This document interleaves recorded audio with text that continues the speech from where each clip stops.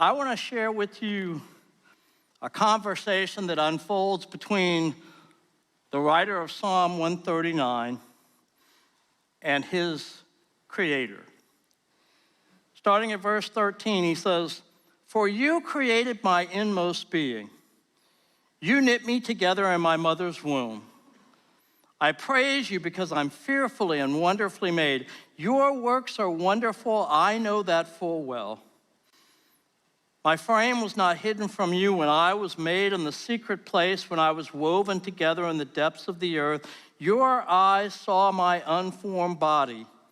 All the days ordained for me were written in your book before one of them came to be. How precious to me are your thoughts, God. How vast is the sum of them. Were I to count them, they would outnumber the grains of sand.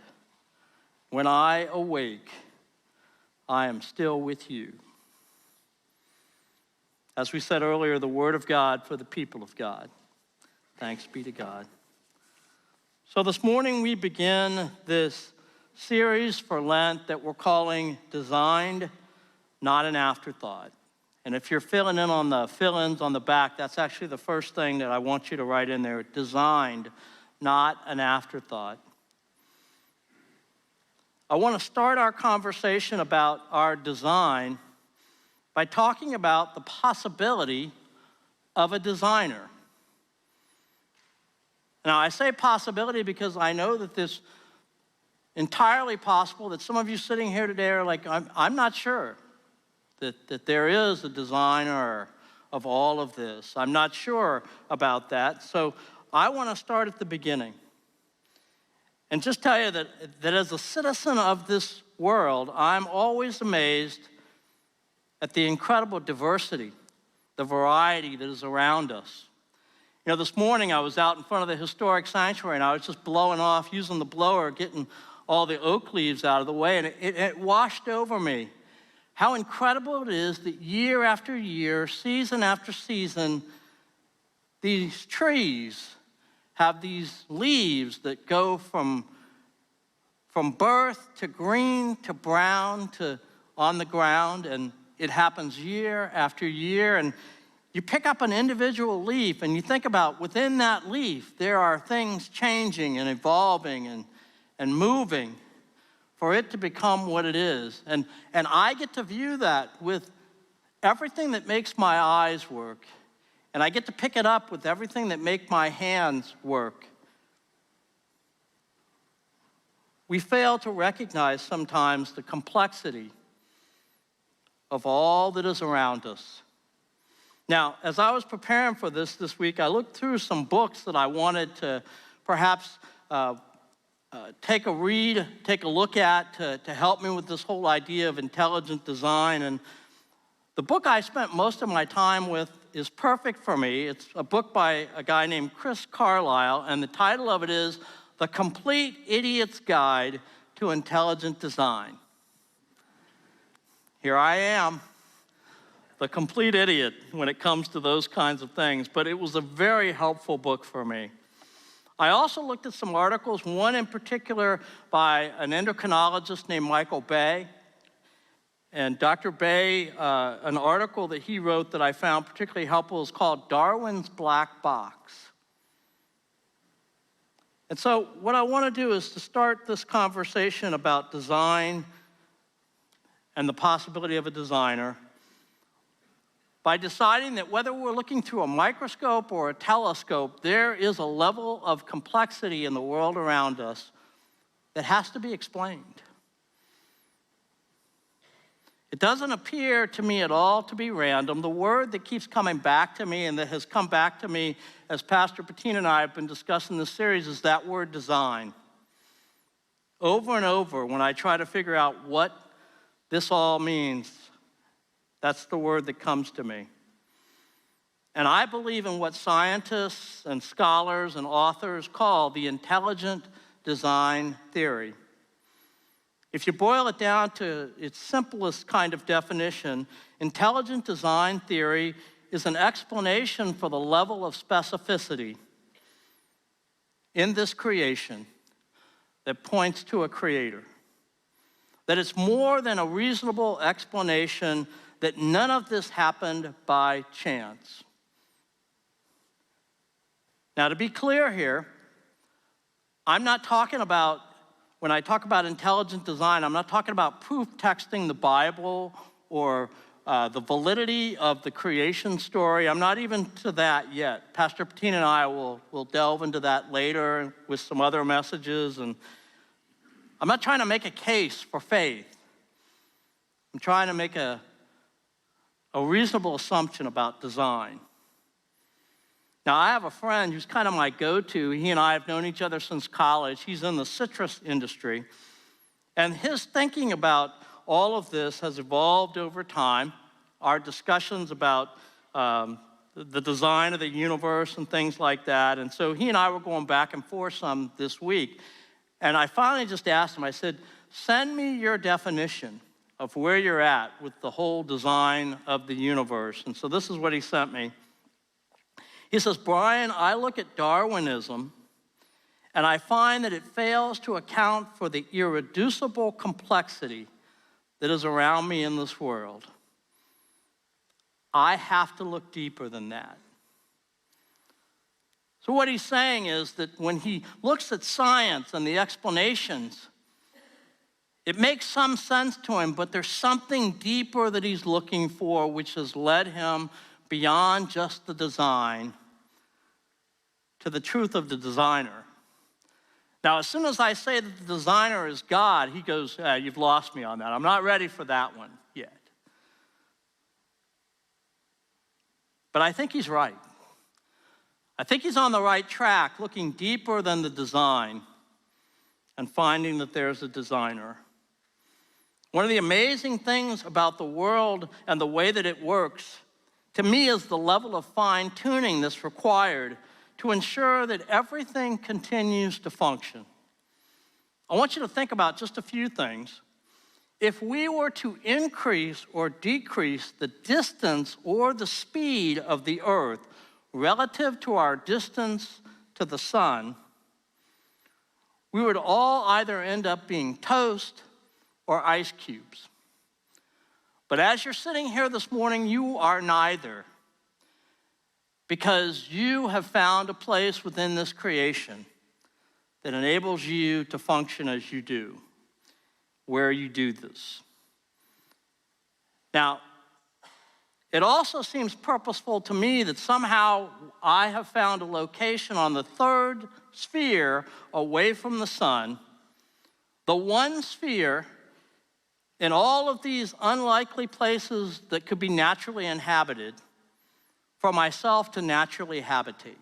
In other words, I'm on a sustainable planet as a sustainable human being in the only place that I could be sustained, in the known universe.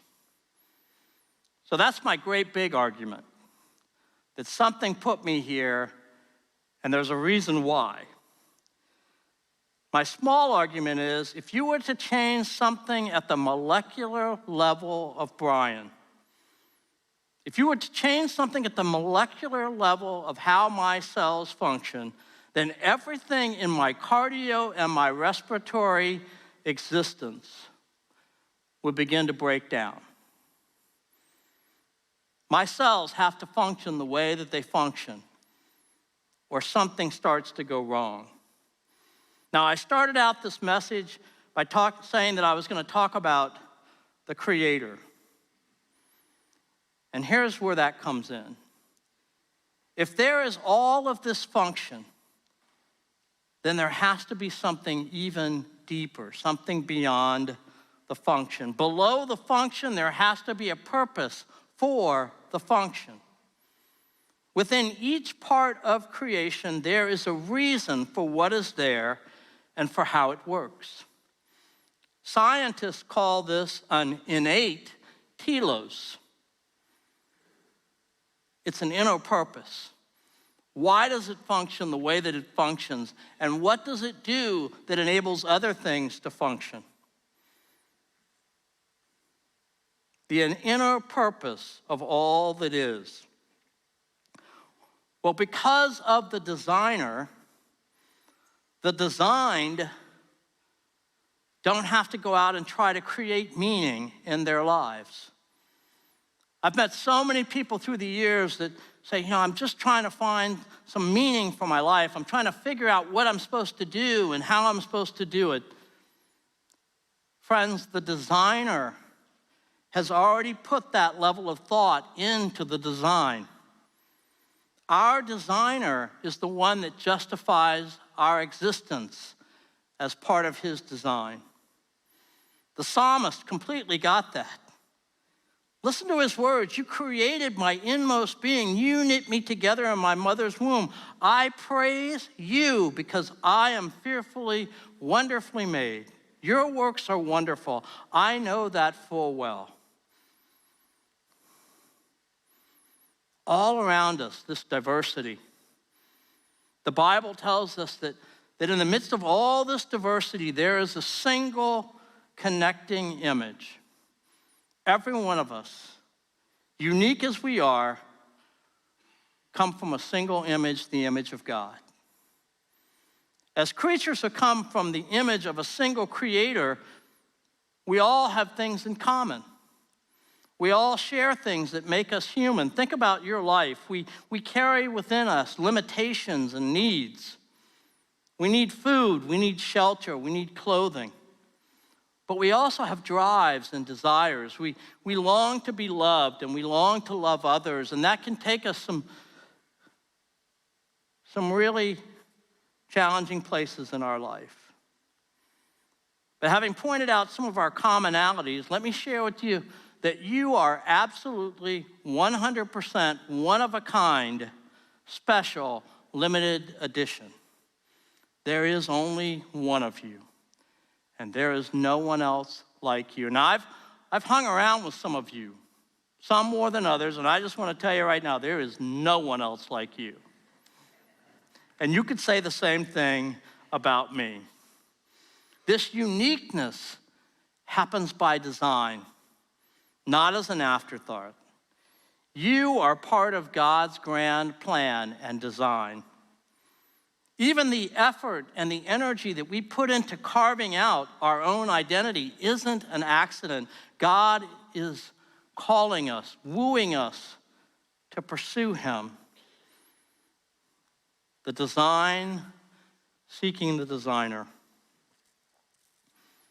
So you're designed to multiply. Let me quickly walk through with you why I believe that's true. Over 2,000 years ago, Jesus began to have conversations with people about how God put this world together and why it functions the way that it does. The things that people loved and the things that people struggled with. And he would use these stories to try to explain what God thought about them and what he wanted people to think about him.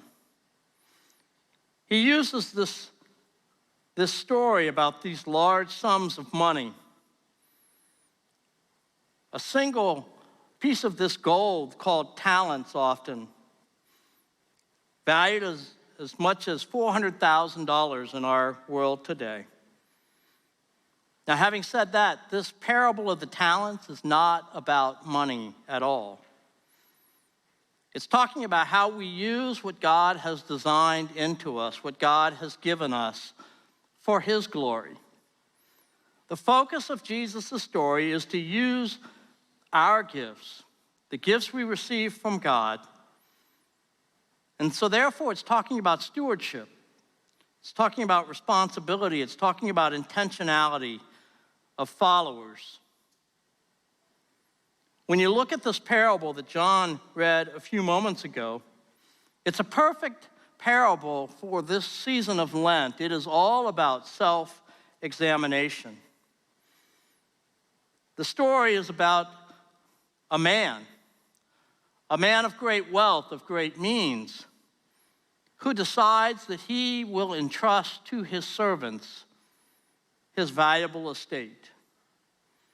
So let me offer up a prayer before we talk about that any further. As ever, O God, when one of your servants stands to speak, speak the loudest and the clearest to that servant.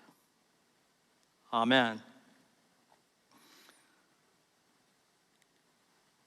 So contrary to what we might hear from a televangelist on one of their podcasts or programs, this parable is not about economic prosperity. It's about living life in such a way where we imitate the master by living with what the master gives us in a way that the master would be pleased.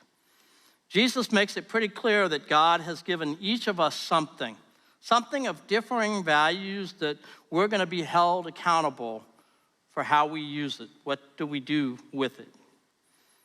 So as I said, we're designed to multiply. So I want you to think about right now, what has God given you? What has God given you? Because that's the heart of this story. There's a phrase in here that jumps out at me every time I read it. To each according to their own ability. So what has God given you? What has God entrusted to you? What is your role and expectation in kingdom building? Because Jesus began the story that way. The kingdom of heaven is like. You see, God is in the kingdom building business. God has multiplication on his mind when he thinks about the kingdom. And each of us have been given a role, a responsibility based on the gifts that have been entrusted to us. Each of the servants in the story has something of value. Now, what they have perhaps differs in amounts, but they're all significant. They're all part of the master's estate. None of them is shortchanged here. I can tell that by the kind of words, the verbs that are used here. The Greek word that's used for entrust is the word paratithemi. And paratithemi is a combination word in Greek. It's para, which means beside, or next to, and tithemi, which means to place. So it means to place something next to, or to set something alongside, or to place before someone. So what's interesting in the story is that they are assigned, they are given, something is placed next to them, and they're supposed to do something with it. For how long? Well, we don't know. Part of the story is that we don't know when the master returns. So what's interesting in this story is that even though the time of the master's absence is unknown, the role of the servants is not unknown. The wise servant chooses to do the work of the master for as long as the master is absent. That's hard sometimes for us to hear. I know we go through periods in our life, I certainly have, where I say, God, how long do you want me to do this? How long am I supposed to keep doing this? How long am I supposed to be faithful in the midst of this? How long am I supposed to endure in the midst of this struggle? Well, here's my answer. Till the master returns. So the story points us to what we are to do with what we've been given and for how long. Because we're designed to multiply. So what have you received? Here's the second thing I want you to think about. What are you doing with it? Now that you're aware of your responsibility, because this applies to everyone, what are you doing with it? And the question isn't rhetorical, it's not theoretical. I want you to be very practical. Remember, each servant in this story that's about the kingdom of God had differing levels of talent and gifts to oversee. So what kingdom building work am I doing, are you doing with the gifts that God has given to us? Put it another way, it's in your outline. If each of us is to be involved in kingdom building ministry, then what's the primary focus of your ministry? Where do you spend your time? Where do you spend your talent? Where do you spend your treasure? God has gifted all of us.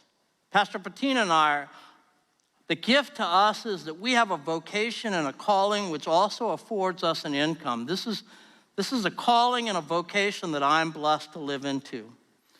But all of us have work that we do, whether it's in our professional life or in our personal life. We have work that we do that compensates or blesses us in some way. And we use the gifts that we've been given to do that. You have a ministry, either within the church community or within the community at large, or a ministry all the ways to the ends of the earth. You may have a gift for worship. You may have a gift for serving. You may have a gift for evangelism.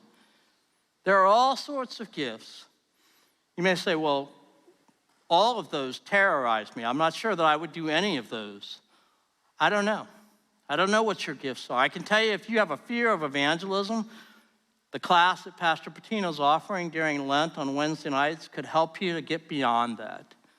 Because what she's going to help you do is to see how your story is the perfect entry point for somebody else to hear about Jesus.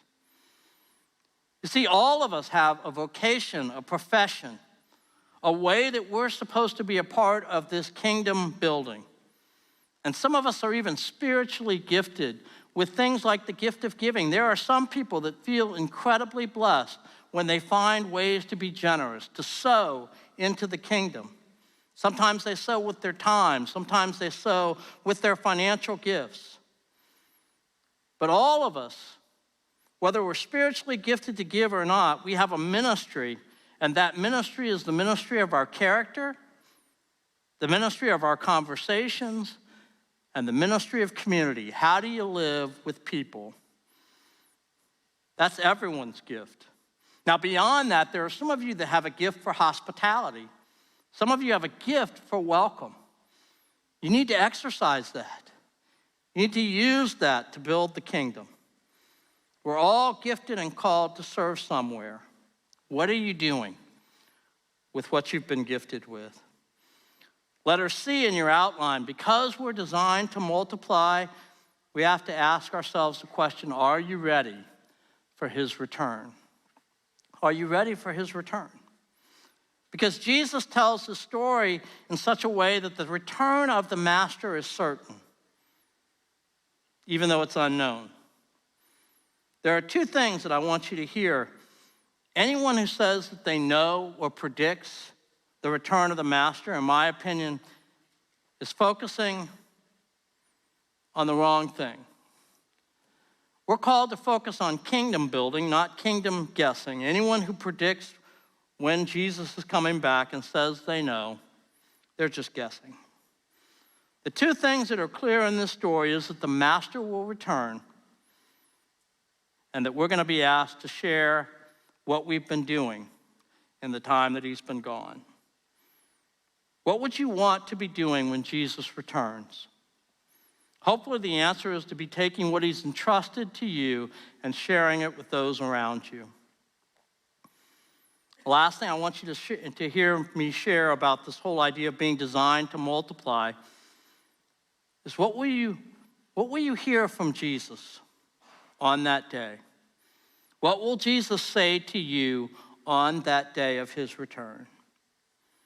What's interesting in the story, the parable that Jesus shares, is that every one of the servants is given a voice. They all three have a conversation with the master. And if you look at how the story unfolds, the first two servants talk to the master, and there is a sense of excitement and joy. The gift that they've been entrusted with, they now return to him. And they talk to the master about what a blessing, what an opportunity that they have had because of their relationship with him. The first two servants chose to live into the best of what they knew about their master. And then there's the conversation of the third servant. The entire conversation between this servant and his master is about how overwhelmed, how scared he is by what the master has given him, by his fear of the master himself. And the result of that is it's hard to put into words how angry the master is with this servant. But not so much about the servant himself, but about the opportunities missed, all of those others who aren't a part of kingdom building because he wasn't a part of kingdom building. You see, the third servant knew some things about the master, but not everything. He assumed that what he had seen of his master was all that there was.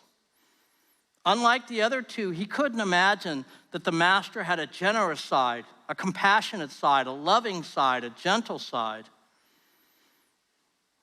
He didn't really know his master at all. And that's a danger for us, friends. When we don't know much about God, we run the risk of not really knowing God at all. But this is the truth. More than anything, God knows how he created each one of us. And he knows why he created each one of us. He created us to multiply and to thrive. He created us to know him. And he crossed heaven and earth for that to happen. He doesn't want you to wait for the conversation till someday. He wants to have that conversation with you today. He wants to begin to have that conversation with you in the midst of a relationship with you. He wants all of that because he loves you. And he wants you to come to know and to love him too. You see, this story tells me that God takes you and I seriously. And he has invested valuable things in each and every one of us. So what does faithfulness look like for you while we're in this time of waiting? Here's what I hope it looks like for you. I hope it's all leading to you hearing these words, well done. Well done, good and faithful servant. You've been faithful with a few things. I will put you in charge of many things. Come and share your master's happiness. And that's the truth.